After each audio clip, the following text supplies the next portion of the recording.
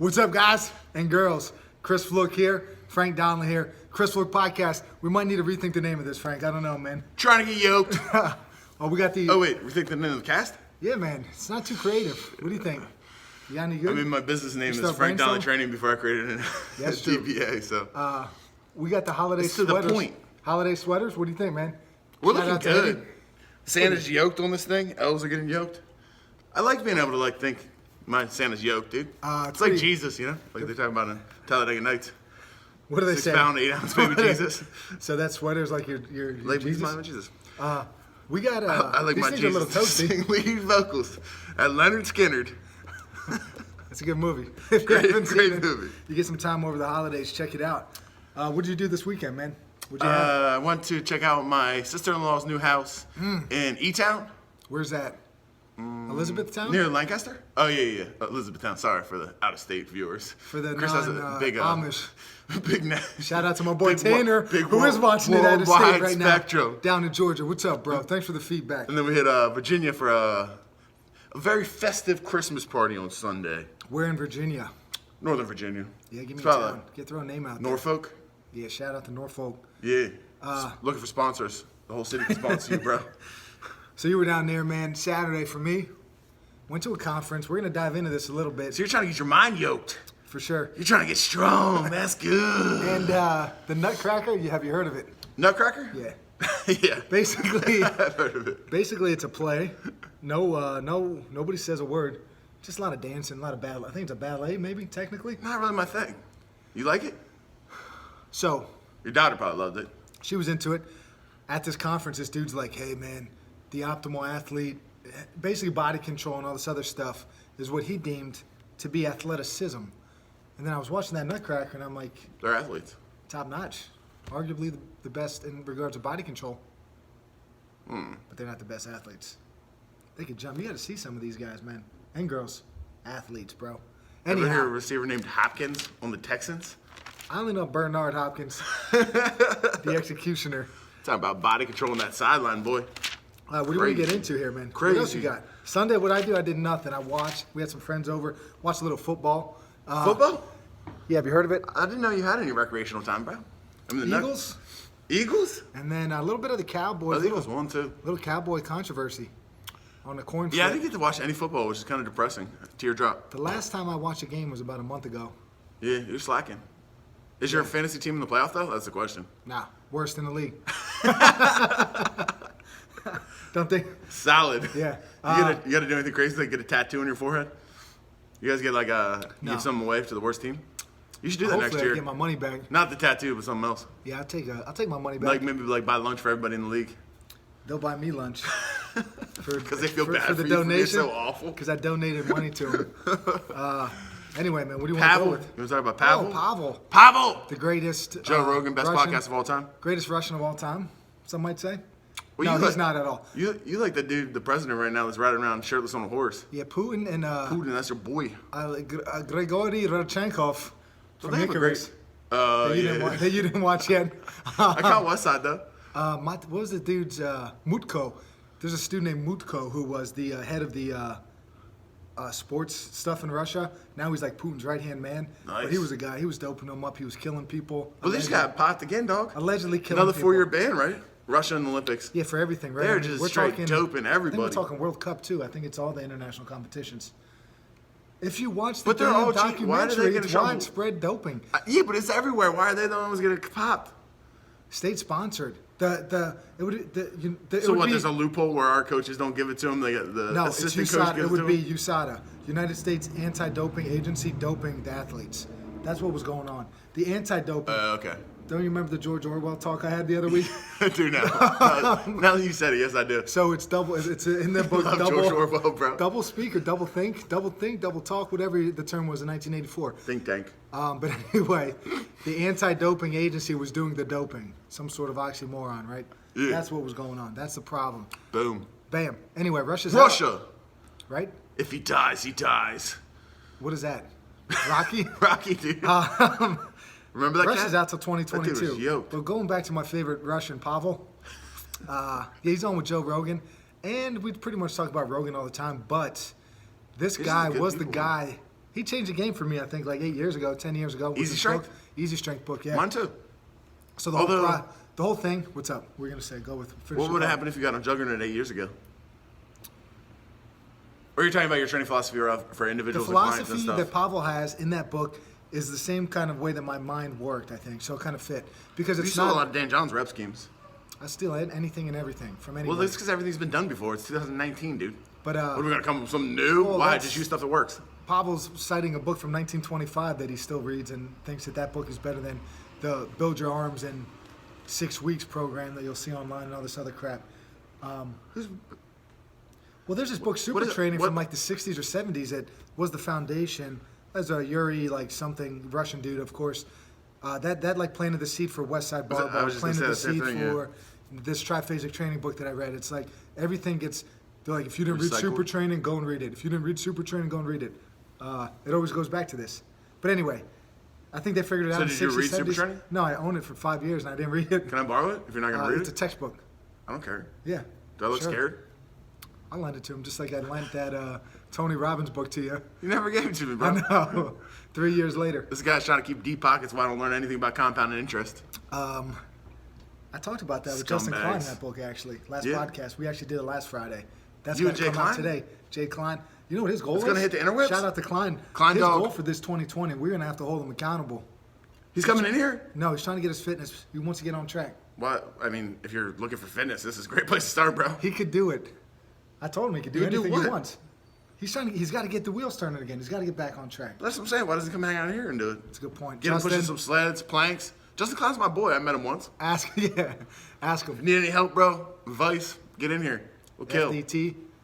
All right, here we go. Anyway, Pavel, can we get Straight bricks. back to the Russians? Pavel, 1980s. can we talk about greasing the groove quick? Go ahead. This is from Easy Strength, by the way. We talked about it. Dan, John, Pavel. Frank, what did you take from that book? If you didn't read that one's not a text like this. It is easier, large font. Super easy read. It's this thick. I mean, it's kind of thick, but it's large font. There's a lot of pictures, stuff like that. Anyway, What did I take from Easy Strength? Easy Strength. I read it like 17 years ago. No, probably like 6 years ago. Things I took from it.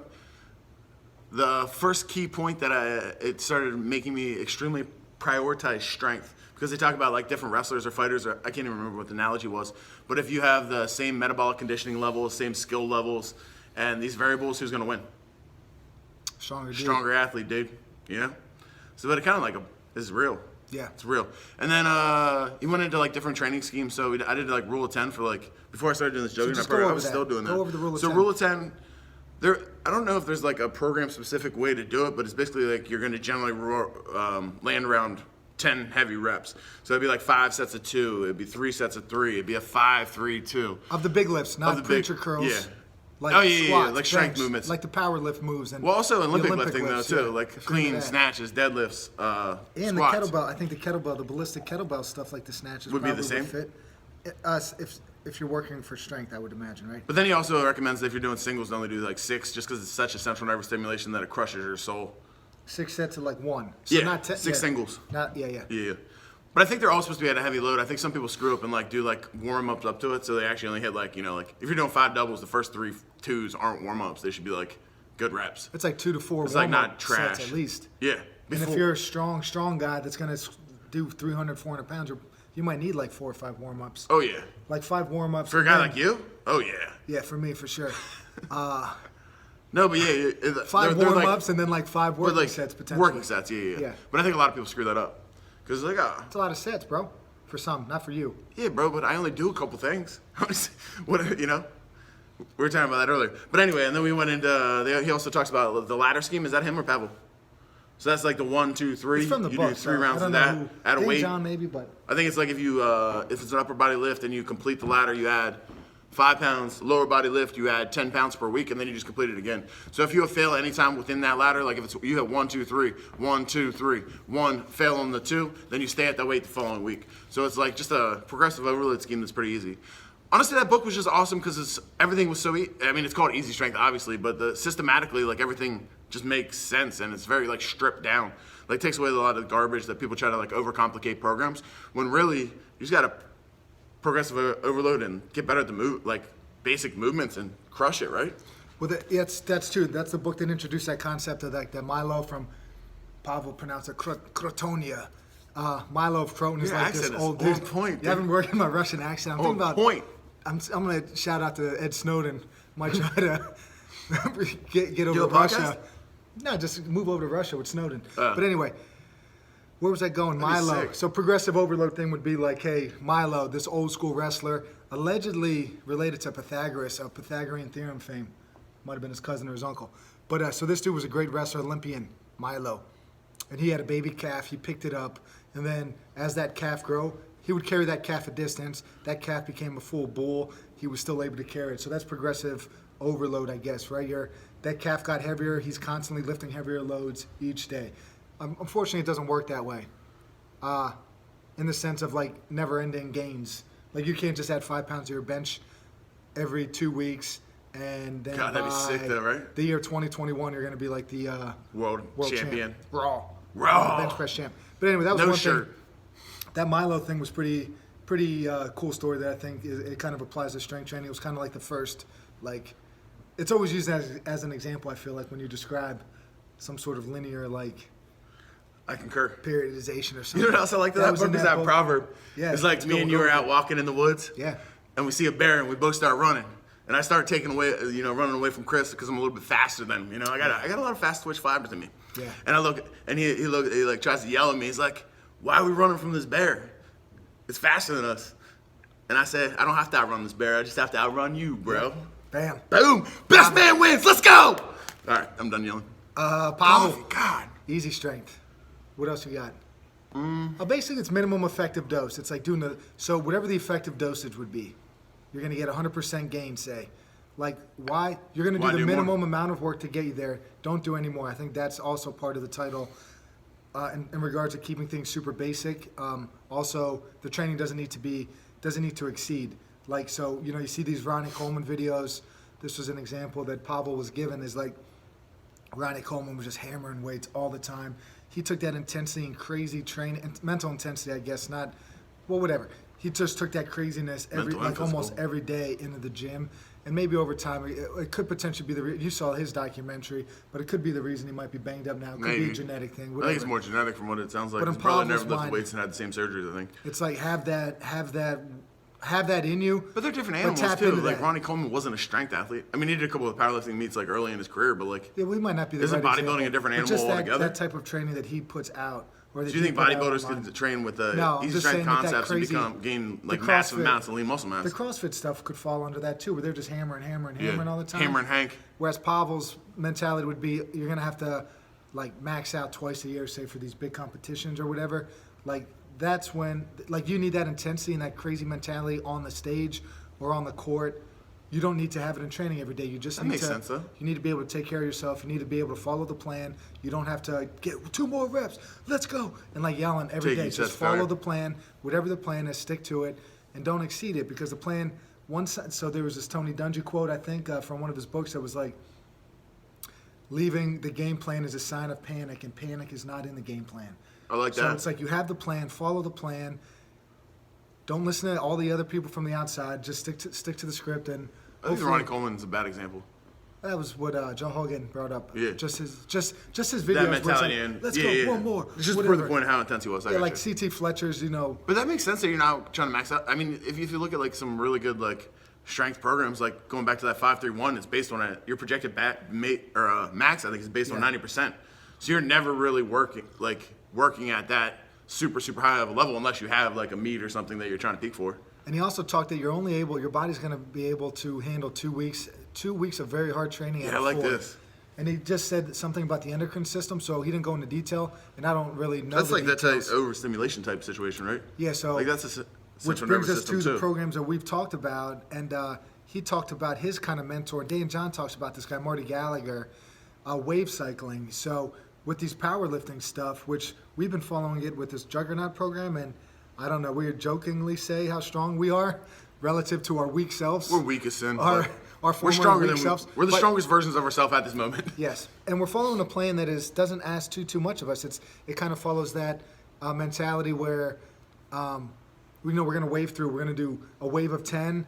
So weights start kind of moderate, then they go up, and then when you move on to the next wave, which would be the waves of 8 reps roughly, then it goes back down, and it's going to kind of cycle through. You do 5s, then you do 3s. But that's a 4-way cycle. You got to think it also cycles it even in a 3-week block. It does. So even within that 10, there's an accumulation phase, intensification, where the weights start getting heavier, and then your heaviest load is your AMRAP. That is so like where the volume wave is built up, and then intensification, and then that's what slightly follows test the yourself. that's what follows the 2 tough trainings out of 4. That only that Out last of 4? week, like it's only that one. So each block, say there's 4 Because your waves. 4th week would be another No, your accumulation third phase. week. Well, they were talking about So the 4 eights. weeks on the podcast, but then what we're think doing about it, is it makes 3 sense. weeks. Like we're only really going hard We're once out of 3 once out of weeks. 4 weeks. We're doing the AMRAP every 3 weeks. I know, but then the 4th session is actually that accumulation phase again, where you're just smashing volume. True. I was thinking more the intensity part where you're kind of going all out. Like we're only going all out. Yeah. In a Well, I mean- 12-month program, we're only going all out Besi- 4 times. Yeah. So every 4, One each lift. Well, you only do one lift. 3rd week, 6, 3rd, 6, 9, and 12. Those are the weeks that we have to do as many reps as possible at a pretty tough weight where you just kind of empty the tank out. But then the 2 weeks after that are kind of a little bit lesser. So the next one is a little bit lighter load. It's Yeah. a lighter load, then it's a moderate load, then it's like emptying it out. So out of a 4-week cycle, we have 4 intense days, and then you're still supposed to take a deload after You are. 12 weeks. Which I think you can still do the same lifts. It's just like moderate. But You're not trying to crush. this is the 3rd week I'm going on it, or the 3rd cycle of going on it. So that's going to be 36 weeks, which is pretty crazy when I finish This it. is the longest you've ever stuck with anything know. in your entire life, bro. And it's- I've known this guy for like, what I've known you, like 8 years now? Whatever. 10 years. You've been a program hopper since day one, man. You start this program, halfway through, done, try another one. You're in on this, dude. Well, it works. Maybe we could say that I'm just testing the waters. I don't think so. I think you're You like think I'm straight. just quitting? You're already with Hopper. the other programs. I'm You talking think about I'm this just straight one. up hopper? On I'm this gonna one, you spin straight it. like did a double backflip into a gainer into the pool, man. You're swimming, I was going to not try to dipping your toe spin it anymore. Believe that. in a positive way and say I was just testing out these other programs, you know. 'Cause But was I gonna don't know if they're implement- inferior programs. No, I like this. Did you one. ever try 531? I did, yeah. Back in the You didn't Warrior really like days. that either? No, but that's wave cycling too in a certain sense. Yeah, I thought so. Because you have the Is deload Cube week. like that too? I don't know that one. Oh. So anyway, the wave cycling is this. It's like cashing in for what we're doing like say 1 hard week every 3 weeks. Like where we're emptying out the tank. The other days are hard, but it's like medium, a little bit harder, and then it's like going hard. Yeah. And then it's going back to the medium. Which It's kind of crazy to think about too, though, because even though we're working at lower percentages on the first few weeks, the total volume's like on deadlift days is like over 10K. Yeah. But then I guess you can add up the warm-up sets on the AMRAP day too. But then you might get one set with like 3,000 to 4,000, and you're out. the volume. But was just, the you're talking intensity just of that sets. set is fucking earth.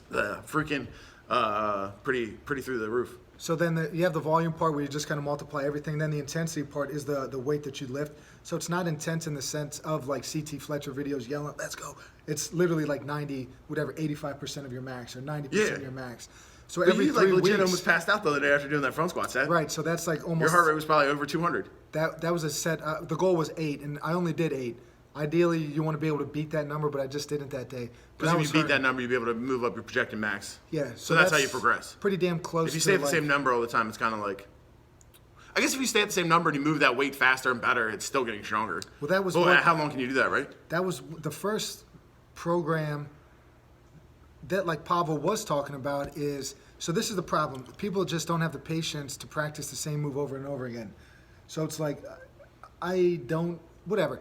You deadlift. You've been deadlifting for how long? You've been 3 pressing, years? benching for how long? Oh, Been squatting 12 for years? how long? 15? I've I don't been know. front squatting pretty much like all the time. And I don't really care. Like the stuff that I do like 5 I don't things. get bored though. Right. But And that's where the gravy is. Why not do the stuff that works? I don't get it. So it's like if you could lift 135 and you do that for a full year, by the end of the year, it's going to be a lot easier that you're able to jump up the next year. But people, well, that's obviously a bit of an exaggeration, but like that should be what your jump should be. It's like, all right, this weight's hard. Now it's a little bit easier. Now it's a little bit easier. Now I could do this comfortably. Let me move up 5 pounds. Then you just start all over again. Yeah. It's going to be hard. So that was kind of like one And of it's the going to first progressively things get harder the longer in the game you get. Like, it's pretty easy to get strong for like a year to like say 3. But then after that, I feel like sometimes adding like 5 to 15 pounds and stuff is like a grind. It's going to take 6 months, maybe. Yeah. But that was actually the first example. He called it like the STEP program, Well, I guess back in the day, he's talking like 1920s. Pavel was in I this love the interview. 1920s. It was like you stay at the same weight for long periods of time. You try to master that weight. You go up a little bit, and then you go over again. So he just referred to it as like a step program. I don't think that's really used too much anymore, but it does work. He said, especially for beginners. So it's like if you're That's kind of the point of greasing the groove with the bodyweight stuff, like you got me doing too, though. greasing the groove, man. Let him know what 'Cause that he got is. like- Did you even tell him what that was? I don't think so, but this is one of the biggest things I took from me. That was easy strength, right? Yeah. Yeah, easy strength was basically that concept. But like, if you can do, say, I was awful at pull-ups, so I could do like 5 ugly ones. So instead of like trying to do 5 ugly ones over and over, do like 2 or 3, like obtainable goal, make those reps look better, and just do multiple sets of that throughout the day. So like you're almost like snacking on exercise, but you're doing an obtainable number instead of like trying to get towards that maximal level. And I think it like adds up. Yeah. So So like you my end up total getting max 20 rep, I'm only doing 2s and 3s, but I can do more pull-ups if I had to than I ever could before in one set. Even though I'm only practicing at a low percentage. So like 2 and 3 equals 1 set of 5. Yeah. But your quality of rep doing 2s and 3s It's is way better. significantly better than the 5. So For example, that's another. I can do good more than point 5 where, now, bro. I don't know if you've noticed. I guess. I'm just You know, like if you're max out, this was another key point that he brought up was like, if your max you could do is 10 reps, you should practice with that same weight, but then you should only do a third or half the amount. So like somewhere in the 3 to 6 range or 3 to 5 range. So yeah, that would make sense. It's the exact same thing that you just said. Yeah. I was just listening to it yesterday, and that's what he's like. You want to practice good quality reps with a challenging weight, and like that over time is what's going to get you stronger than cranking out ugliness and keep But isn't that hammering. what like you do they've your said one, that forever. They said move light weights like they're heavy, and heavy weights will move like they're light. Yeah. You know? But then it goes back Like to if the you take patience thing. that People at a don't lower wanna, percentage and like move that weight as well as you can, like that's gonna cross over. Why don't people want to do that? Where's the patience part of it? I think Just part because of it's it- too much of a grind, or is No, that a mental I don't thing? even know if they're getting bored. I just don't. I think there's a lot of misinformation out there still. It's like you can get stuck in all these rabbit holes if you look across the spectrum of strength sports, fitness, and all these things. And I think a lot of people don't think something that easy would work. Don't So, you? I It's guess- like if I went to Max Fitness the other day. You should have like just a ridiculous amount of like what seems like useless exercises being thrown around haphazardly, bro. Like what?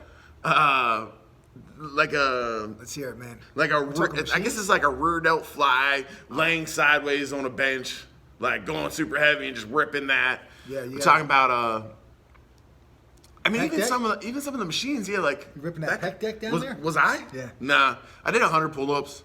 I did 50 reps of squats, and I hit some.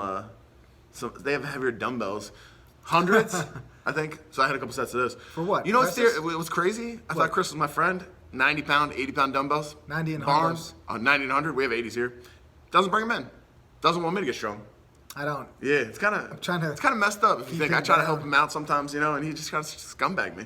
They need to get. I'm cleaned trying to up. get yoked, bro. We'll bring them in. Yeah, let's do it. What else we got here? Anything good? Max Fitness, board. I don't even think. Do you think Pavel it's was talking about It's the not pec, boring. The pec deck.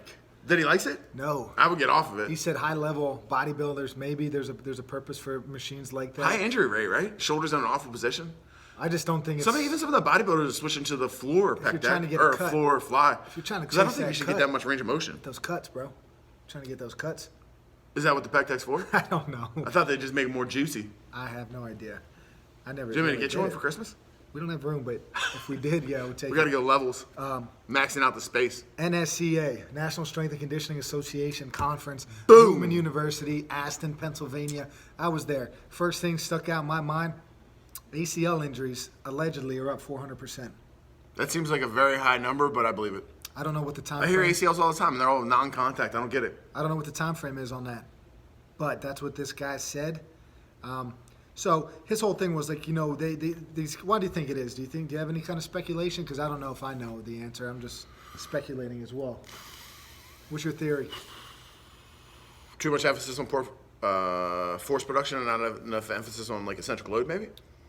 But it's Then like these you see the athletes are NFL getting super what about the like NFL guy, powerful, and not focusing on being able to decelerate. too much power. Overtraining We talking high school? from a skill specific level. Yeah, that's what I don't know. That's what his point. Is this females and males? Because females are always at a higher level because of Q angles. Well, this is his point would be that. So his goal as a strength and conditioning coach was to try to take load off of the joints.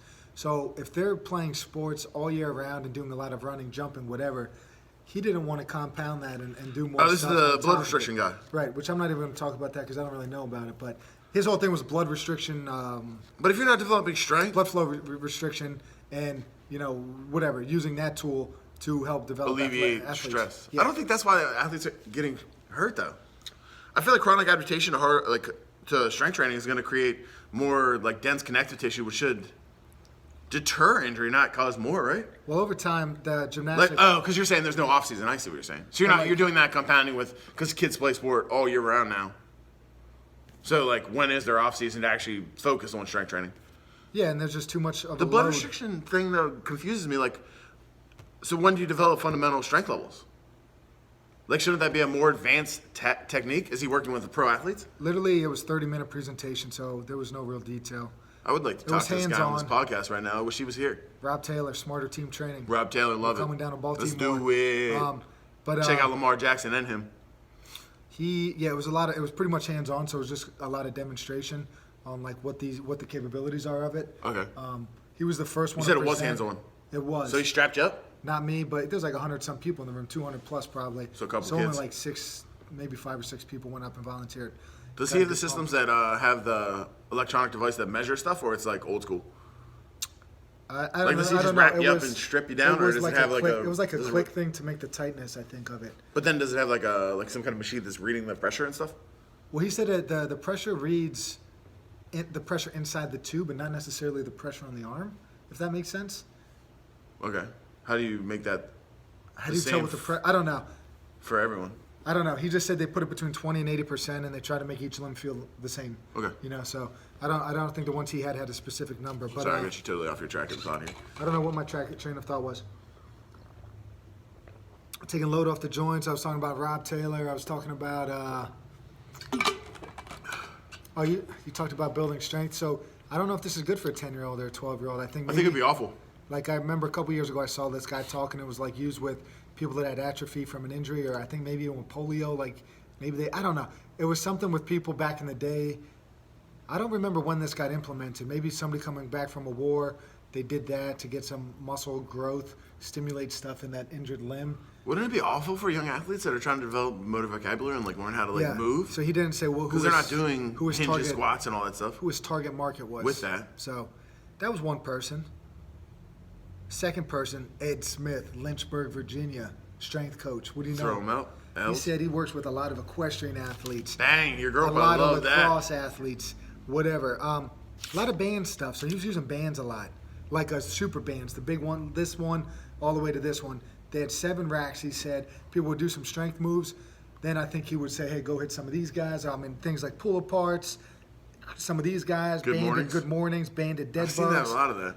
Banded dirt bird dogs, single leg RDL, reach and then pull up and row. Speed development? Squat, tall kneeling, so both knees on the ground. Pull downs with a band, face pulls, push ups with the band across the back. Bang. He was doing some overhead press. He was hooking it up low, banging some seated rows. And then what was his point on why he's developing more tension in certain areas of the range of motion? So like if you're doing a band pull down. I think this is primarily resource. I don't think it's the best way to do things, but based off what he has, the size of It's his just weight easy room, to get that many kids doing it. it's just able to get them doing more work, more Okay. pulls. And he's like, you know what? He understood that you're gonna have more resistance at the top, say, but And it he would was be okay different with for it. every motion. He was okay with it. Some other guy might not be okay with it. I think I'm fine with it too, right?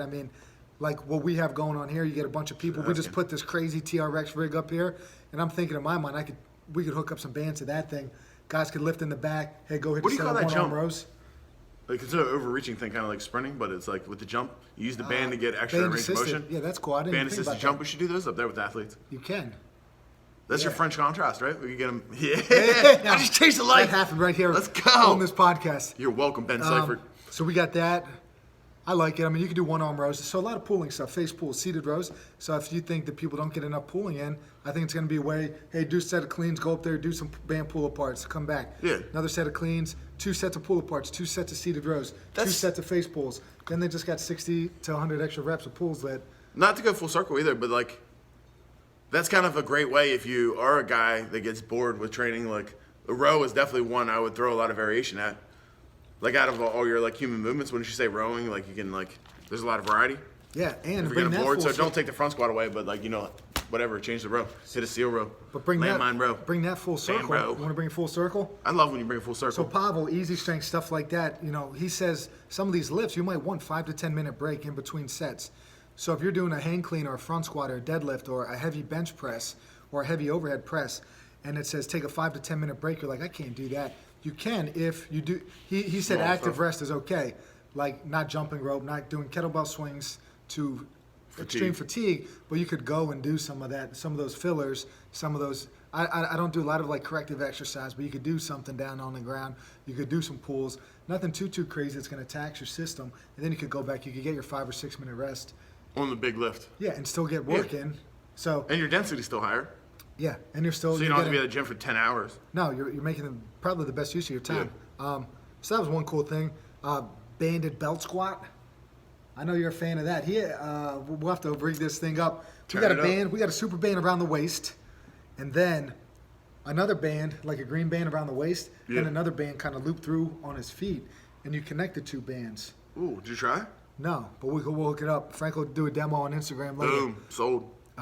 So yeah, I do like the pit squat because there's no spinal loading.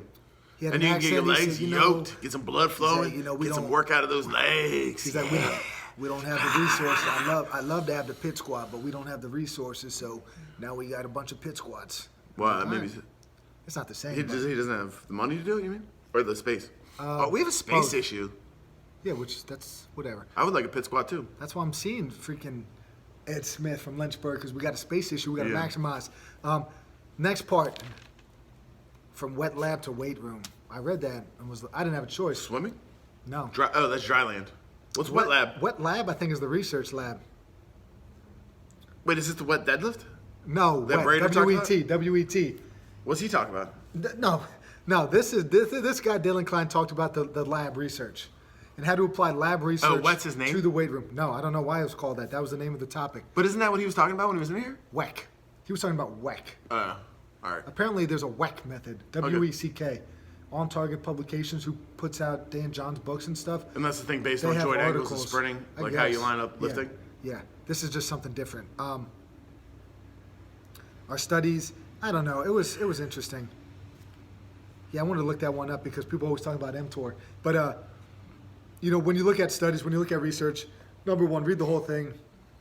I just showed Frank's. Well, I didn't show him. I told him that like one study saying fasting could affect your IGF-1 and testosterone production.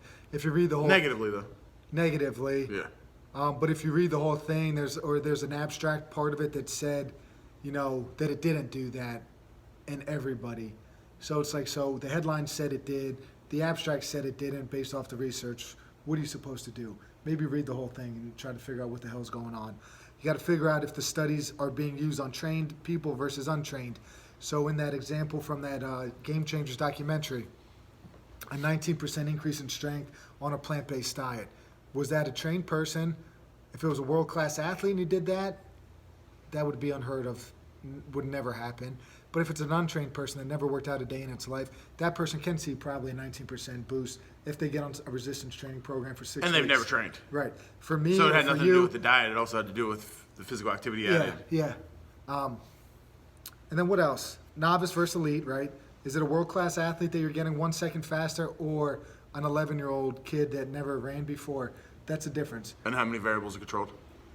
Rodents versus humans. Like sleep, stuff like that? Animals versus human studies, This guy claimed we're just all big rodents. And I'm like, I don't know. I still would rather see human studies than rodent studies, It's unethical though, right? I guess so. Test some of the stuff on humans? Probably, right? It's almost unethical to test it on well, you could mice and rats too. There's like food deprivation and they're breeding like for generations of craziness. Yeah. But it's cool that you can get 18 generations of stuff in a lab in like a short period of time. Yeah. Which brings me to a cool thought. They bred rats. This is totally not related. This is going. We're getting into rat breeding. They bred rats for like 10 generations out, and the rat still responded with fear to a cat or a mouse. So this mouse and its parents, grandparents, great-grandparents, generations prior never saw a cat, but they bred it like 10 generations out, and it still had that fear in there. It's innate. So I think these things that we feel, these fears that we feel, I think They're just in us. like fear of heights. Maybe your great-great-great-great-great-grandpa fell off a damn mountain and died. No, because then he wasn't able to reproduce. Maybe he fell terribly and still survived. It's going to be after the fact, you know? No, then he would have been dead. Something happened up there. So Something happened. He fell out of a tree, and now he's scared to go up there. So a longhorn sheep. Are they scary? Longhorn sheep? I don't know. If you're walking on like a tiny little ledge and a longhorn sheep's passing you, those guys, it feels like getting rammy. It'll get you. Those longhorn sheep could climb anything. Yeah, have you seen them move, man? Yeah, it's cool. They're awesome. All right, back They're on so track. agile. Would you ever see an ostrich run? Probably. They could fly, right? But they can move. They can't fast. actually fly, but they can run fast. They don't have arms. Oh, let's talk about it. Yeah, buddy. Upper body This mechanics. is very interesting. Lance Brooks, Westchester University. Shout out. So super small scale right now. His goal is to get 20 participants involved. All the participants were track athletes. Some were sprinters, some were non-sprinters.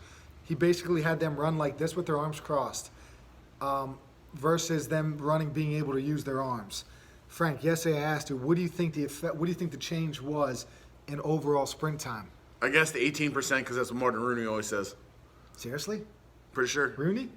Rooney dog. This fucking Well, remember article. he prioritizes arm action like it's going out of style. So like he'll dedicate like 15 and 20 minutes in his like sessions. In this study, super small scale, they found out it's a 1% difference. On a track, 0.05 is a huge difference. That's like, beating somebody by a decent chunk on the track. But in the research setting here, it's almost like statistically insignificant, like it's that kind of small, is what this guy was saying. Obviously, what's he trying to prove with it? I don't know. Other than the fact that our arm action, we shouldn't emphasize it so much with training. You shouldn't spend 10% of your training time on the arms if it's only going to give you a 1% boost. But what about a person that's been developing speed for 15 years? Does it elite level? Would they be benefit from it more? I guess that goes to the research part of it too, with the novice versus elite. If you could get a 1% increase in speed At that level, elite, you should. If you're elite, and you probably already tapped out every other resource to get to that level. But as a novice, like his whole thing would be creating force. Like if you get little kids in here. It's going to be about getting them a little bit stronger so they can put more force into the ground, which will propel them forward at this kind of an angle. Yeah, that makes sense. Putting it down and back so they could propel forward that way. Bro, that's sports performance coaching in a nutshell right there. Get him. Isaac Newton. Newton said it, bro. Newton? Isaac Newton. I got his tattooed on my back. But anyway, so that's what he's talking about, arm swing versus non-arm swing. Not as important as some might think. So what is the point of the arm swing? So when you see the ostrich run, the ostrich's neck is super long, that it does all of this stuff in the neck, but his head stays totally still for us. So when these guys were running, they had a little bit more torso stuff. So getting the arms in helps keep our head still. So because we have shorter necks than the ostrich, this is what he said, and I'm just repeating what he said. Basically, the ostrich has a long neck. The neck movement controls the head movement. For us as humans, our arm action is going to help keep our head solid. Whereas if we're running like this, then our head might be moving a little bit, so it's going to mess up our That's crazy though, because you think about like kids that you've always seen through the years that run with a very, like a ridiculous amount of lateral motion in the like arm swing. Yeah. They almost look like they're pulling side to side. How does that not have more of an effect? And they're usually Well, the it has an slower effect, kids. but just not a huge effect. It has an effect if you're racing somebody, because you're going to lose the race. But I just think he was speaking, and I don't know what he never got. He only presented his data and didn't really talk about application. So I just took it as you only get a 1% increase on it. You might want to focus your time on other things that might get you greater gains. So with young kids, it's going to be like getting them stronger so they can move their body better. Like not stronger in the sense that they got to deadlift a ton of weight, but just being able to move their body better. Because they could put some force. They could just accelerate their mass, which is force, right? Mass times acceleration. Moving their body faster with the same mass. Like not really, if you weigh the same, but you're able to accelerate your mass faster, you're going to move faster. Yeah. I guess that's pretty much the name of the game. But why we're focusing on arm swing so much for roughly 1% increase? That is the question that he posed, or maybe that I posed. Because people need filler programs. They sell hour and 15, 30 minute One question programs that and didn't get asked need to fill up that I 15 thought and of 20 minutes, bro. After the fact is systems. This was a thought I had that I should probably message this dude, and I'll get your opinion. The arm swing on stride length or frequency. The stride length or stride frequency, is that going to make you faster? Can you actually improve that? Stride length is your leg length, kind of. But how much ground's covered and the frequency is how quick your feet Yeah. recover, right, and hit the ground. Like, does the arm swing have an effect on that? That's an answer that You would think it would to from try a to rhythmic cadence pattern, right? I thought so. I didn't get But that not if answer. it's not that much. Maybe not. If that's how minimal the effect of it is, maybe. I mean, probably not, right? Yeah. Or maybe it's But just isn't that so literally- weird when you're? I mean, I feel like your body's just designed to do that. I'm surprised it doesn't help. Like, Yeah. why do we develop those patterns? 'Cause it Like, does if you help. naturally jump off your left leg, your right hand's going up, or if you're sprinting, you always have some kind. I mean, most people have some kind of movement at the arm. I think it does. It does help, man. It's just not a huge difference. We gotta. Because you have arm action that detrimentally hurt you past that point. Like if you had a kid that's, say, trying to sprint and his right leg is propelling while his right arm. Like if you were, what's it called, To run bilateral. like with the same. Yeah, you know how same kids do leg, that, same or like arm? you see skip. You're just trying to teach like a normal skip, and they'll be like this. Yeah. Like your right arm's going up while your right leg is going up. Yeah, so like maybe you have that- right knee drive and your right elbow's coming through at the same time. Like think that it doesn't does. hurt you? No, I think it does because I think this opposite arm thing prevents this kind of swaying. Yeah. So if you saw this, the guys and girls running like this, they had more torso movement. So I think this. So there's ways opposite that you arm- could run that would detriment you more than that for sure, though. Probably because I think Besides, the this is just opposite compared arm to counterbalances you. Nothing. Yeah. Or They tried not to do nothing, as but- close to nothing as possible. Like they even put the guys on blocks, so they raised up blocks on each side, so they simulated them coming out of a track block. They were like leaning forward with their elbows resting on these blocks, like they were down in a stance, like track stance. So is it only about acceleration, or is it about top flight too?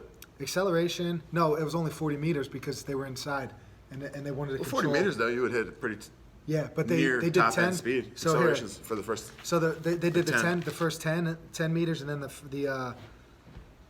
so the velocity. They were the sprinter. I'll just talk about the sprinters. 0.07 meters per second faster in velocity, and then acceleration 0.12. Overall, 0.04 meters 0.04 seconds faster in a 30-meter sprint. I don't know. Proof's So- in the pudding, buddy. very small scale. But so anyway, with that, then we're talking about putting some force down in the ground, getting a little bit faster. The next two dudes I saw one guy was great, but he has three focuses with speed development: acceleration, deceleration, and reacceleration. He was talking about Barry Sanders a lot. Was kind of his guy, and he thought was a great example where he was able to decelerate and reaccelerate pretty much like that. And the other guys were still, the guys going to tackle him were still probably Stuck in in the ground. deceleration mode, Yeah. but he was already reaccelerating past them. So, Or stop mode. or just totally. They, you know what I mean? frozen They in the already ground. decelerated, stopped, couldn't even reaccelerate, bro. So that's a big key, I think, working with people. And we talked about the ACL injury, 400% increase, whatever. This guy posed a question: do you think it's from acceleration, or do you think it's from these injuries are happening during deceleration? I think Guys it's from not running- reacceleration. I think you're stronger to decelerate your body and like eccentric loading. Yeah, but you see the Right. cut. The cut is decelerating, Yeah. right? So he's seeing them in that, not like the 100 meter straight on sprint. Nobody's really blasting their ACLs. It's when No, they're- it's a change direction. yeah, the decelerating to reacceleration portion of it all Or when there's is another- where they were happening. yeah. So it's like Or another thing, object that comes into play that like changes the joint angle. Yeah, Like landing on somebody or something like that too. true. I guess then if You know what I mean? Because like a that, you have non-contact, no control over that. like So a you're talking about non-contact ACL is non-contact, yeah. probably in the deceleration Gotcha. portion. His thought on it. So basically, it's what he had to do is let's train that stuff. And he gave a lot of good stuff. David Brixius, who's in Pennsylvania. I probably want to talk to this guy more just because he is somewhat local. I saw him speak twice. He's pretty cool. He keeps things fun. A lot of good stuff working with kids. Just getting them like, hey, let's warm up a little bit, do something a little bit different. Do some hops. Your partner's in control of the drill. You're just hopping on your toes a little bit. If he jumps, you have to jump. If she goes down to the ground, you have to go down to the ground and get back up. Just some things to get the body weight. Just to Reactive. they played calf tag. You're with your partner. You have to smack your partner's tag. It's calf. You get a point if you do that. So it's like they're like almost in wrestling stances, the demonstrations. Yeah, they're of course you like trying this. to smack a calf. We used to do this drill in wrestling, actually. Some of those except it was kids toe would probably tap. wail their calf. And it was like you have to get the other person's toe. So just stuff like that. So you have to do these quick reactive moves, moving side to side a little bit. Just different fun ways to get warmed up. Push up position. Doing starts like that. He talked about the false step And, you know, when I was coaching, there was two things that coaches always talked about. Lateral shuffle, they were like, keep your toes straight, yada, yada, yada. I saw Lee Taft presentation, certification thing with him, and it's like, turn your one toe slightly in the direction you're going, and you're going to use that leg to, like, actively pull you. So a lot of coaches would be like, hey, don't turn that foot at all. You know, you're practicing a shuffle, and they I don't know how it was with you growing up, but it was always stay square. But really, you're going to be faster with a slight turn. And then when you If you know what direction you're going to go, though, right? Well, yeah, you What just if you're switch at a it. reactive point? No, if Oh, you it's a switch thing. So then from there, they gave video examples of people doing drills, say NFL Combine, and these guys were doing it. They probably weren't even coached to do it, but they were just doing. That's is what you're how- naturally yeah, doing. I got you. So it's like just practice that then. The other thing was the false step, where if you're standing with your feet set, on go, taking a small step Backwards. and then going forward. Yeah. You're going to be faster taking that small step, put force into the ground, and then go. Really? Yeah, because if They coached if against people that are for like 10 this, years. I know if you're like this and then on go, it's like what do people do? They end up leaning a little bit and then go. It's not like a shot out of the cannon start. So they were talking about put some pop in the ground and then just go. It's not a huge step. It's just people do it naturally. So they coach a full step. Yeah, but I think it's more about embracing what people do naturally too, and I think it is that force thing that we talked about. You put some pop in the ground and it's just going to help you. Can we start saying pop into the ground more? Pop, pop, Yeah. pop, pop. So yeah, that's that. Dave That's Brixis. cool, though. Then the other dude. What was I the think he's acceleration right. thing, though? Not too much. What are He the did a three lot phases? of drills. His three focus areas, ADR, maybe is what he calls it, just accelerate, Or just decelerate, reaccelerate. Those are his three keys Okay. when he works with people. But then everything else was just drills. So that's What do you all work this from stuff- a deceleration standpoint?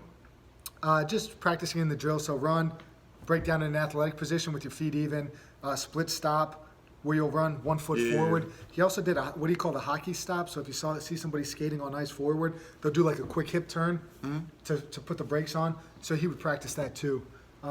No, I don't think they're high intensity stuff. I think it's just kind of get the body going in the beginning. Like they'll just add Like it at the priming? end. I think so. But then you're still training deceleration. You accelerate out, and then instead of just jogging and coasting, it's a breakdown in some sort of specific Yeah, deceleration position. which I'm glad that our space isn't that big because we kind of have to do it anyway, so we just practice it more and more. Like it. Like it. And then a lot of partner drills, right? You're with your partner. You know, the basic one would be every kid's game, red light, green light. You know, you're training deceleration there, so it's just accelerating and then breaking down as fast as you can, and then reaccelerating, breaking down. And then you had a bunch of other stuff, getting people running in circles, different kind of curved patterns, which I think is pretty important too. So instead of just training like the straight-on sprinting, it'd be like running in an S pattern. Because a lot of sports, you might have to run it. You Oh, got yeah. curved runs are showing sure. up and everything. So That's what I was telling you about Boyle, had the circular sled patterns. I thought it was interesting. I've never done it. Yeah, I haven't tried it either, but we should try it. today. It's going Yeah. down. If you're coming We're doing in, a lot of stuff what's today. What is today? The 17th. What else are we doing today? What is Tuesday the 17th? Yeah. What else did we just talk about? Something about the Oh, rig. the band? We're rigging something. Oh, we're going to hook up the band. Oh, you're doing belt squats. You're doing those. I'm doing the belt squat. You're going to do the band assist jumping. Yeah. We're going to hook up in the Right rack. about that. Yeah, we'll get that going, and then you got to do whatever we just talked about. I kind of like it as monkey bars. Yeah, we had some I kids. feel like kids ripping got a it. kick out of that. They were loving it. And it was way harder than I thought it was going to be to get across that thing when I did it. Boys and I've girls. done monkey bars in like 5 Everybody. years. So we got this TRX rig set up. It's about 16 feet wide. I would say so. So 16 feet of monkey bars. We had them turning around at the one end, which involves some sort of crazy maneuver because It's there's got a to be wall longer there. than 16 foot. They were like hammering. The turf is 15. That could be 18. We're Yeah, I talking think about it's 18 banger here. We're talking about 18 feet of 18 monkey bars. monkey bars. Shout out to Matt Stocker, who I had on the podcast, who Trinity gave me Fitness, Silk Mill. that. He said there's only one stipulation. He got it for free. So you got to give it to free if you get rid of it. He said I can't sell it, man. I'll Pay never for it. know. Except this podcast. All right, last thing, deceleration was the next phase. We just kind of talked about it. Landing mechanics. Our compound lifts enough to train this deceleration stuff. This guy thought, no, What about with slow eccentrics? probably a better solution. Caldine style. Because you couldn't be dive bombing squats and stuff and expect to be No. have eccentric strength. Time under tension, that's your term. I wrote You it get down. explosive out of the bottom of the hole, Tut. but you wouldn't get a tut, dude. So I time love under that. tension, it improves tissue tolerance, the muscle tissue ability to kind of be stressed. I think is important. His whole thing, this guy, there's a big 5 for injuries. You got the calf region, which includes the Achilles. Actually, KD, rest in I think I peace. might have wrote 6 things down here. Nope. I have 6 things down, but so we got the calf region, we got the knee, we got the hammies, we got the quads, and we got the groin, hip flexor region. Those are your 5 primarily lower body tissue injuries.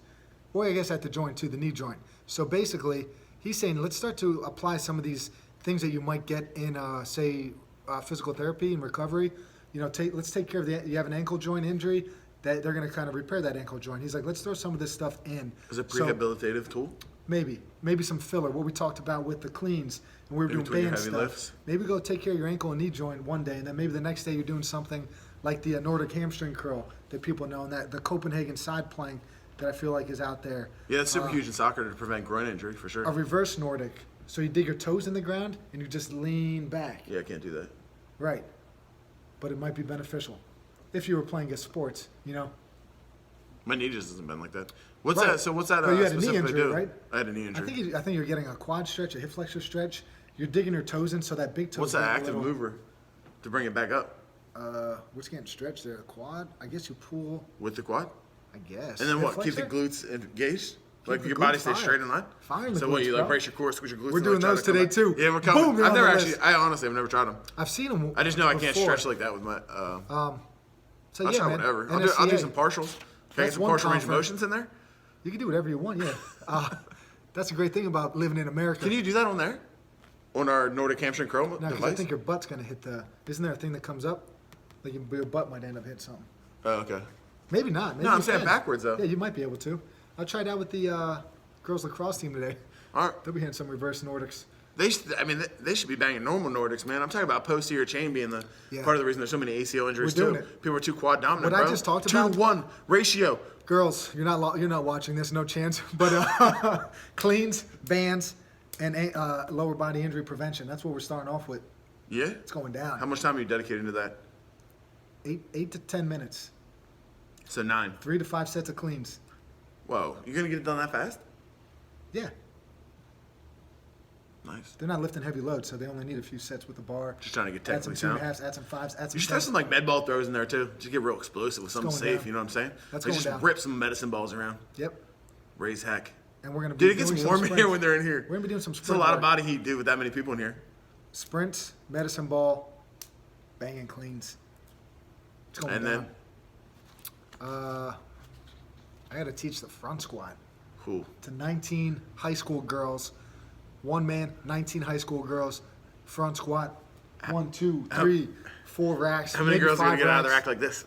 Girls, I hope your wrists are feeling good because we're doing it no matter what. We're getting up in there, right? You remember that Olympic lift video I sent where the guy is he's in a front squat, like a high rack position. It was like the dude and was stretching, and the dude is just cranking cranking up on his arms. Like, you can like see a the Chinese pain in the coach. guy's face. He's almost crying. Yeah, but I'm sure It probably works. I'm sure it works. That's what like Pavel. Yo, you know what Rippletail was saying? What? He was sorry. I was he was doing a deadlift tutorial, and he was saying, I was going to what I was telling you the other day. He starts everyone with the hook grip, which is genius because you have way less bicep tears and all this stuff. Less people jerking off the ground. But he's like, it's going to be uncomfortable when you first started learning it. But he's like, I don't care because like he's not trying to make you comfortable. He's trying to make you stronger, in the best way possible, which kind of is true. Good point. I'll be using that Rippletail line is kind of today. an a-hole though. Rip. Not Rip R.I.P., but Rippletail. All right, what was I going to go with Pavel bringing it full circle? Did you ever try to low bar squat like that? Never. I just Would you front squat, remember? try to learn? Nope. Would you ever put a bar on your back again? Probably at some point, maybe. Yeah. Yeah, sure. I'll go yes. All right, we got to wrap this bad boy up. We got some people coming in. Whoa, who? Eddie, thanks for the sweater. Yo, we're And looking Vic good. here coming in, jacking some See this weights. fresh gear? Yeah, get another look on that thing. Yeah. We got a good We got lift in Santa this. Claus doing a curl. We got some elves doing toast the bar. Tire flips. Pull-ups, tire flips. All the essentials. Yo, Toast is the he bar. deadlifting? Yeah, he's deadlifting. Yeah, that's the OG oaf. Box jump in the bottom. Box jump. These are sweet sweaters. All right, man. Corey's got one too, but Episode- I don't know. yeah, Corey. Corey, R.I.P. Put him on the board. Yeah, he's going up. I haven't seen him in weeks. Me either, man. Hope he's all right. Should we check in? He's probably not getting thick. Nah, He'll be I need to okay. check in. He's tough. He's got to, he's got to All right, grow man. up. This is it. This might be the last one before the holidays for us. Ever. Last one ever? Of the year for us, maybe. Oh, for the You're last one of away? the year. You're away next week? Away next Yeah, week. we could rip another one. It's only Tuesday. Yeah, especially if we get more snow days. All right, guys. Yeah, when it snows, we should just rip casts. Yeah. Because we get like snowed half the in. people don't come in. Yeah, people don't want to work out in this. We got some crazy, icy grossness going. Look at that telephone pole. Look at the icicles hanging off of those Yeah, the lines. roads are just wet though. It's basically Pennsylvania rain. All right, we're done. Game Boom! on. Peace, everybody. Peace, love it. Let's go!